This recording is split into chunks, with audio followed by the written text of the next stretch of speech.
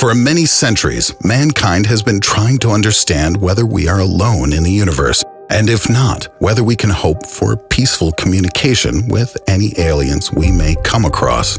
Alas, the silence of the cosmos forces us to formulate theories in the spirit of the Fermi paradox, which says that if aliens exist, then why the heck don't we see any evidence of their activity? One of the hypotheses that answers this question is quite unusual. The hypothesis that some civilizations have chosen in their entirety to go together into a state of hibernation and wait for better times to wake up, to be born again like the sleeping kings of European myth. And that begs the question, what are they waiting for? Let's discuss. The universe passes through certain stages of development, and different epochs essentially differ from each other by cosmological conditions. For example, when stellar objects become more dispersed, the universe becomes colder. And this, according to the hypothesis under discussion, is necessary for the aliens.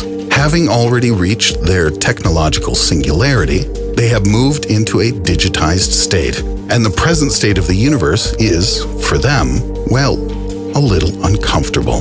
With a drop in temperature, information processes can proceed much faster and more efficiently. That's why the aliens are hibernating, so as not to waste resources in vain. The results of the study, published in the Journal of the British Interplanetary Society, were unexpected. But futurists, astrobiologists, and experts at the SETI Institute have often discussed that such a new stage of evolution for advanced civilizations, including our human one, can be considered in the transition to a digital form of existence. Such post-biological digital entities that live inside the most powerful supercomputers will require access to powerful and efficient data processing facilities. The authors of the article, Anders Sandberg, Stuart Armstrong, and Milan Cirkovic, remind us that information processes have their place, especially if we are talking about systems whose work directly depends on the temperature of the environment. The potential of the speed of information processes increases with decreasing temperature, and cooling superpower computer systems extracts huge energy costs. So there is the possibility that highly developed civilizations, after calculating resources and spending, will prefer a long sleep to the unreasonable expenses.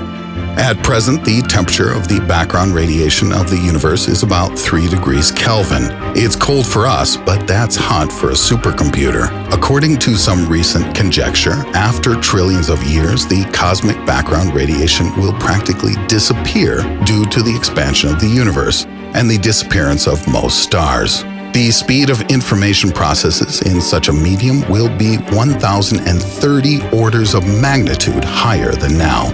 That's a lot. Therefore, if the extraterrestrial civilization needs the most effective processing ability, temporarily sleeping is a fairly logical conclusion. It will be possible to do a lot more with less waste in the cold, distant future. Sandberg puts it this way. Imagine having a wallet with a limited number of dollar bills, energy, and buying cakes after Christmas that are getting cheaper over time, eventually leveling out at some low price. If you want to get as much cake as possible, you should save your bills until the cakes reach their minimum price. Anything else will get you less cake. How can we find these sleepers if they really exist? The researchers propose to pay attention to processes that prevent natural astrophysical phenomena. If the evolutionary transition of a star into a black hole is blocked in some way, if the galactic wind loses some of its force and gas in intergalactic space stops coalescing, if there are no collisions of some galaxies where expected, or the expansion of galactic clusters due to the expansion of the universe is hampered in some way, all of these are opportunities to look and ask whether there's anything unusual, anything alien in these areas that slows down the esteemed cosmological processes. There's another, more radical option. Launch a huge number of identical, self-repairing probes into different parts of the universe. Sleeping civilizations will surely have in place some defense system in case of emergency, something to react to danger. and these systems could be found, researchers believe. Of course, the hypothesis has critics, including David Brin, an astrophysicist, science fiction writer, and expert at the SETI Institute. He says that a warm universe may not be the most favorable place for digitized creatures, but losing time and opportunities because it's warm is a rather strange and dangerous strategy. Quote, "If you ignore the laws of the physical world in favor of datism is a kind of ideology of data, you may be surprised by something that erupts in objective reality and bites you while you slept in search of better computational times." Brin thinks that other civilizations may take advantage of their rivals' dormancy, break through their defenses, and harm them.